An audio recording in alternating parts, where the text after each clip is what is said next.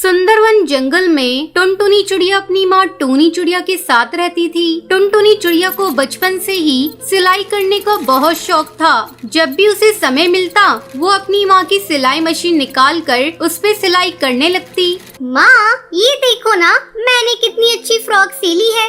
अरे वाह बिटिया, तूने तो बहुत अच्छी सिलाई की है। लेकिन बेटा तू अपनी पढ़ाई पर भी ध्यान दे। मैं तुझे एक बड़ी अफसर बनाना चाहती हूँ। तेरी परीक्षा होने वाली है और तू सिलाई करने में लगी रहती है। माँ मुझे सिलाई करना अच्छा लगता है। मैं पढ़ाई के साथ साथ सिलाई करना भी सीखूंगी। मैं कुछ नहीं जानती, आप मेरा दाखिला किसी सिलाई सेंटर में करवा दो। ठीक है टुनटुनी, जब तेरा इतना ही मन है तो मैं तेरा दाखिला किसी सिलाई सेंटर में करा देती हूँ। अगले दिन टूनी चिड़िया टुनटुनी का दाखिला एक सिलाई सेंटर में करवा देती है। अब टुनटुनी पढ़ाई के साथ साथ सिलाई भी मन लगाकर सीखने लगती है। कुछ ही दिनों में टुनटुनी की स्कूल की पढ़ाई हो जाती है। एक दिन टूनी की सहेली बबली कबूतरी उसके घर आती है। अरे टूनी, ओ टूनी कहाँ है, जल्दी आ। तब टुनटुनी चिड़िया कहती है, आंटी वो माँ घर पर नहीं है, पड़ोस में गई हैं। आप बैठिए, मैं उन्हें अभी बुला कर लाती हूँ। तुम टुनटुनी हो ना? कितनी बड़ी हो गई है। जब मैंने तुझे देखा था उस समय तू बहुत छोटी थी। पहचाना मुझे? मैं तेरी बबली आंटी हूँ। टुनटुनी तू जाकर अपनी माँ को बुला ला। टुनटुनी चिड़िया पड़ोस में अपनी माँ को बुलाने के लिए चली जाती है। थोड़ी देर बाद टुनटुनी चिड़िया अपनी माँ को लेकर घर आती है। अरे बबली कबूतरी तू कब आई? टुनटुनी तू जाकर चाय बना ला। फिर टूनी चिड़िया बबली कबूतरी से बातें करने लगती है। बबली कबूतरी टूनी से कहती है, टूनी तेरी बेटी बहुत प्यारी है। मैं इसे अपने घर की बहू बनाना चाहती हूँ। मेरा बेटा बंटी एक वकील है और उसके लिए मुझे तेरी बेटी जैसी ही एक संस्कारी बहू चाहिए थी। तेरी बेटी मुझे बहुत पसंद है। तुझे इस रिश्ते से कोई एतराज तो नहीं है ना? नहीं नहीं बबली कबूतरी, ये तुम कैसी बातें कर रही हो? मुझे इस रिश्ते से कोई एतराज नहीं है। मैं लाख कोशिश करके भी इतना अच्छा रिश्ता ढूंढ नहीं पाती। जल्दी टुनटुनी चिड़िया और बंटी कबूतर की शादी हो जाती है। शादी के कुछ ही दिन में टुनटुनी चिड़िया एक बच्चे की माँ बन जाती है। ससुराल में सभी लोग उससे खुश थे। एक दिन बंटी कबूतर टुनटुनी चिड़िया से कहता है, टुनटुनी आज ऑफिस में कुछ ज्यादा ही काम है। मैं रात को देर से घर लौटूंगा, तो मेरा इंतजार मत करना। इतना कहकर बंटी कबूतर वहाँ से चला जाता है। लेकिन थोड़ी देर बाद कालू कौआ तेजी से उड़ता हुआ उसके घर आता है।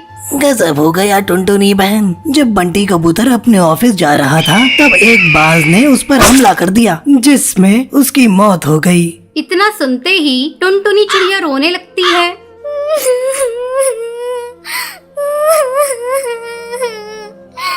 माँ जी ये सब क्या हो गया? माँ जी बंटी कबूतर के बिना भी ये घर कैसे चलेगा? टुनटुनी तू हिम्मत मत हार बेटा।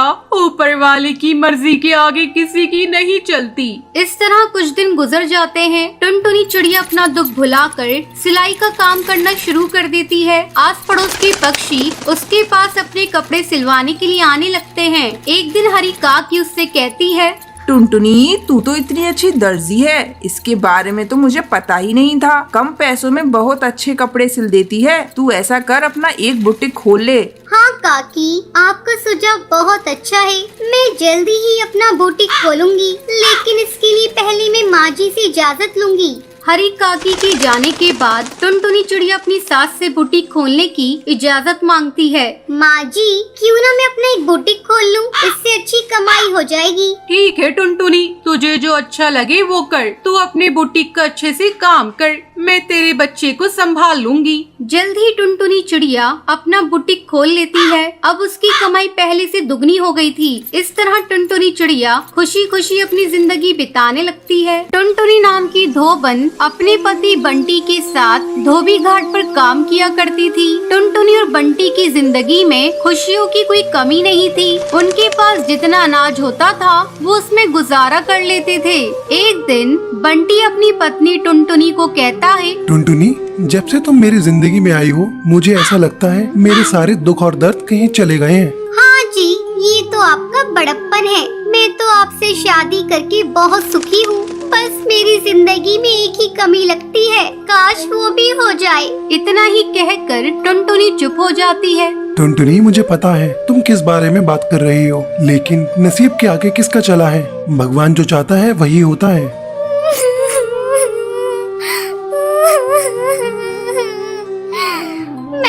कभी किसी का बुरा नहीं किया, फिर क्यों भगवान ने मुझे बांझ बना दिया? क्यों मेरे पास कोई भी संतान नहीं है?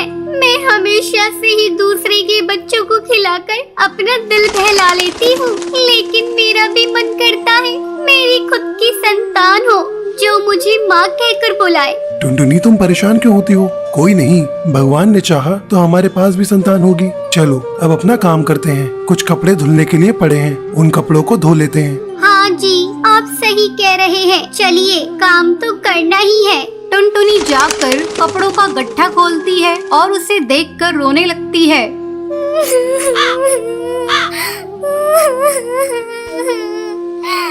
क्या हुआ टुनटुनी, तुम रो क्यों रही हो? अजी इधर आइए, ये देखो कितने सुंदर सुंदर बच्चों के कपड़े हैं। वो बच्चा कितना सुंदर होगा जो इनको पहनता होगा। मेरे घर में भी अगर कोई बच्चा होता तो मैं भी उसको ऐसे ही सुंदर सुंदर कपड़े पहनाती। उन कपड़ों को देख टुनटुनी की आँख के आंसू मानो रुकने का नाम ही नहीं ले रहे थे। टुनटुनी तुम अपना दिल छोटा मत करो, भगवान जो भी करता है अच्छे के लिए करता है। अब जो उसने सोचा है वही होगा। चलो कपड़े धोते हैं। फिर वो दोनों कपड़े धोकर सुखा देते हैं और शाम को घर आ जाते हैं। फिर अगली सुबह दोनों घाट पर जाते हैं जहाँ उन्हें बच्चे की रोने की आवाज आती है। बंटी, ये आवाज कहाँ से आ रही है? मुझे लगता है उधर जो कपड़े पड़े हैं उनमें से आ रही है। चलो वहाँ पर चलकर देखते हैं। टुनटुनी बंटी वहाँ पर जाते हैं। फिर जहाँ से उन्हें बच्चे की रोने की आवाज आ रही थी वहाँ कपड़ों का एक गट्ठा रखा था। फिर टुनटुनी थोड़े कपड़े हटाकर देखती है। अजी ये देखिए,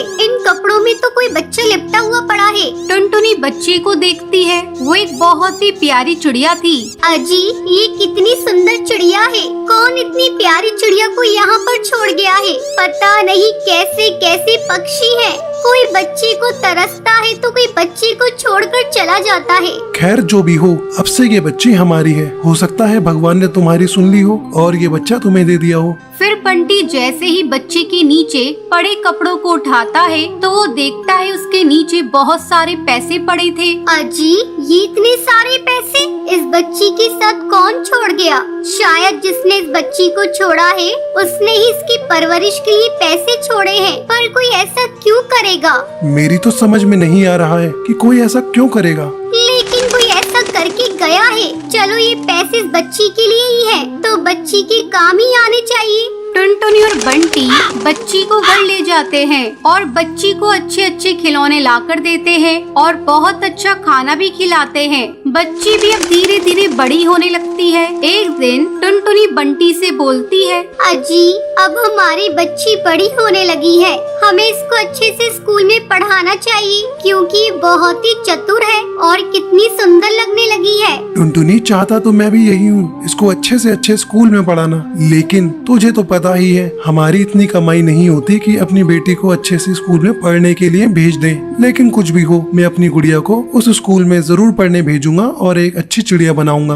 बंटी ये सोचकर अपने धोबी घाट की तरफ चलता है तो वो देखता है उसके धोने वाले कपड़ों के बीच में कुछ पैसों की गड्डी पड़ी थी। फिर वो सोचता है, आखिर ये सब कौन कर रहा है? इसका मतलब कोई तो जानता है कि उसकी बच्ची हमारे पास है और वो उसके बदले हमें पैसे देकर चला जाता है। फिर बंटी पैसे उठा लेता है और बच्ची को अच्छे से स्कूल में पढ़ने भेज देता है। एक दिन बंटी टुनटुनी से कहता है, टुनटुनी पता नहीं जब भी हम पैसों की बातें करते हैं या उसकी जरूरत होती है तो कोई हमारे कपड़ों में पैसे छोड़कर चला जाता है। लेकिन ये सब कर कौन रहा है? हमको उसका पता लगाना पड़ेगा। अजी आप सही बोल रहे हैं, इसके लिए हमें कुछ न कुछ तो करना ही पड़ेगा। मैं एक प्लान बताती हूँ। फिर टुनटुनी बंटी को कुछ समझाती है। अगले दिन बंटी कबूतर धोबी घाट पर रोने लगता है। आसपास के पंछी उससे पूछते हैं, अरे क्या हुआ बंटी, रो क्यों रहे हो? क्या बताऊं भाई, मेरी बेटी ने आज कुछ खिलौनों की मांग करी है और मेरे पास बिल्कुल भी पैसे नहीं है। मैं नहीं चाहता कि मेरी बेटी का दिल दुखे, इसलिए मैं उसे खिलौने दिलाना चाहता हूँ, लेकिन मेरे पास पैसे नहीं है।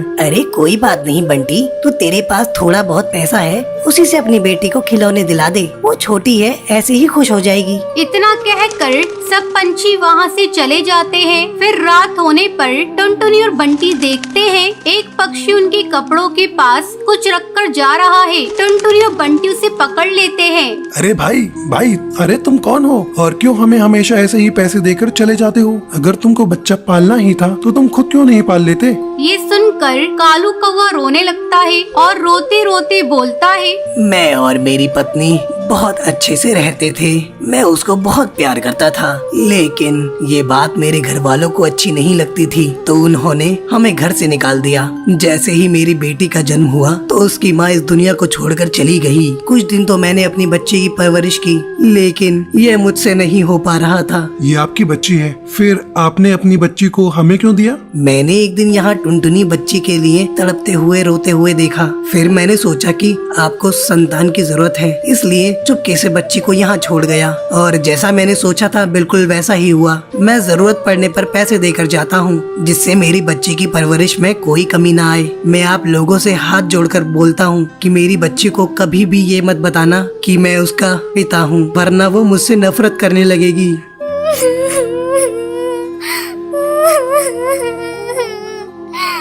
ठीक है भाई साहब, पर मैं आपसे ये कहना चाहती हूँ, आपने एक बांझ की सोनी गोद को भर दिया है, तो इस पर जितना हक हमारा है उतना आपका भी है, और आप कभी भी इससे मिलने आ सकते हैं। फिर कालू कौवा और बंटी इस बात से सहमत हो जाते हैं और अगले दिन बच्ची के पिता को अपने घर पर दावत के लिए बुलाते हैं। और फिर ऐसे ही टुनटुनी, बंटी और उनकी बच्ची और साथ ही साथ बच्ची का पिता सब मिलकर खुशी खुशी रहने लगते हैं।